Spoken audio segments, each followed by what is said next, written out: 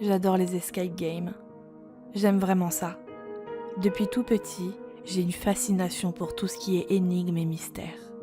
Les films d'aventure, comme les Indiana Jones, les Benjamin Gates, et même les jeux vidéo, Professeur Layton, Tomb Raider, etc.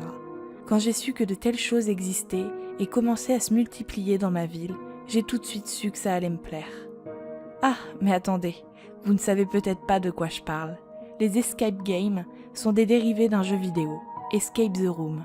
C'est en gros un jeu d'évasion grandeur nature. Vous êtes enfermé dans une pièce et vous devez, à l'aide d'indices disséminés dans la pièce, sortir de cette dernière. Un régal. Si vous n'avez jamais essayé, je vous y encourage vraiment. Bref, j'ai fait à peu près tous les escape games du pays et je suis devenue redoutable quand il s'agit de sortir en un temps record. J'ai d'ailleurs plusieurs records dans la capitale. J'en ai fait de toutes sortes, mais ceux que je préfère sont les plus effrayants. Comme celui où vous êtes dans la fameuse scène de Saw, celle avec la baignoire, où le mec se coupe un pied pour sortir. Et oui, spoiler, mais tout le monde a déjà vu ce film, pas vrai ? Ou encore celui où vous êtes dans un appartement hanté, et où vous devez deviner le nom du tueur de l'histoire pour pouvoir sortir. Même si je n'ai pas encore été déçue par l'ambiance d'un escape game, ceux avec une atmosphère morbide sont vraiment au-dessus. Mais pourquoi je vous embête avec ça ? Eh bien, disons que je suis devenue beaucoup trop fort à ce jeu. S'échapper est d'une facilité affligeante, et je ne ressens plus aucun plaisir. Je regrette les premières fois, quand je découvrais ces pièces avec mes enfants, et que j'échouais quelquefois.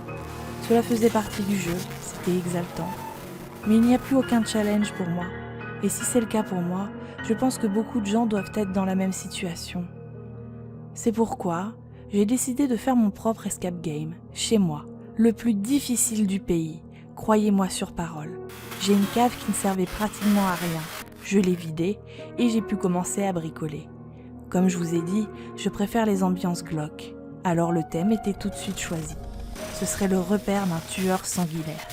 Du sang un peu partout, des cadavres à moitié découpés, des cris de douleur mêlés à une musique angoissante. Cerise sur le gâteau, le corps d'une femme crucifiée.